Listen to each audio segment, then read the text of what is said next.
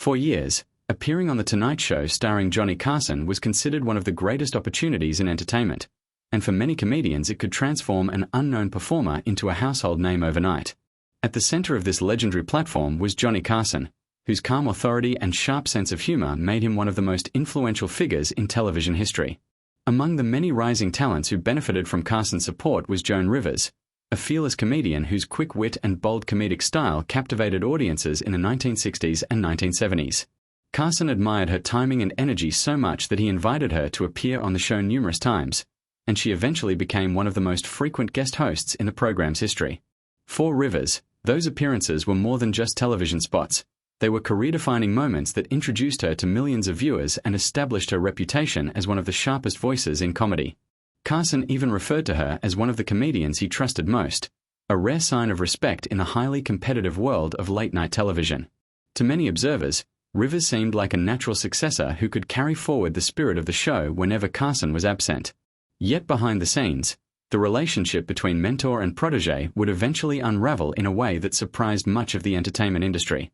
By the early 1980s, Rivers had built an impressive career that extended beyond stand-up comedy. She was appearing on television regularly, performing in major venues, and becoming one of the most recognizable female comedians in the United States. However, the opportunity that changed everything came in 1986 when the emerging television network Fox approached her with a bold proposal to host her own late-night program called The Late Show starring Joan Rivers. At the time, Fox was trying to compete with established networks and believed that Rivers' popularity could attract viewers seeking an alternative to Carson's long-running show.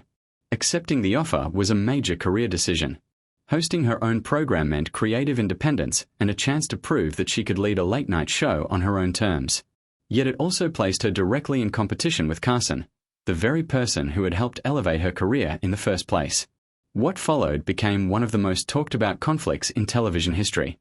Carson reportedly felt deeply hurt that Rivers accepted the Fox opportunity without discussing it with him beforehand.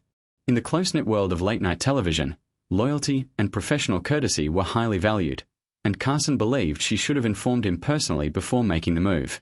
From Rivers' perspective, however, the decision represented a rare opportunity to take control of her own career in an industry where female comedians were often given fewer chances to lead major shows. Despite the different viewpoints, the disagreement created a permanent rift between them. Carson never invited Rivers back to appear on his program, and the once friendly relationship between the two comedians effectively ended. The situation carried emotional consequences for Rivers, who had always spoken with admiration about Carson's role in launching her career. Being excluded from a show that had helped define her rise in comedy was a painful chapter, especially because she continued to respect Carson's influence. Over the years, Rivers occasionally addressed the situation in interviews, expressing regret that their friendship had ended the way it did. At the same time, she remained proud of the risk she took in pursuing her own show, believing that opportunities for women in comedy often required bold decisions.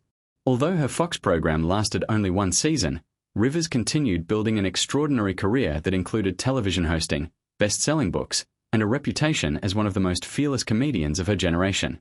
Looking back, the story of Joan Rivers and Johnny Carson reflects more than just a personal disagreement. It illustrates the complicated dynamics of mentorship, ambition, and loyalty in the entertainment world. Carson remained the defining figure of late-night television for decades, while Rivers carved her own path through a career that refused to follow traditional expectations. The fact that she was never invited back to The Tonight Show became one of those enduring stories that reveal how even successful partnerships can be altered by difficult decisions and misunderstandings. In the end, the moment that kept Rivers away from Carson's stage did not erase her impact on comedy. Instead, it became part of a larger legacy, one where a pioneering performer chose independence, even knowing it might cost her the approval of the very mentor who helped introduce her to the world.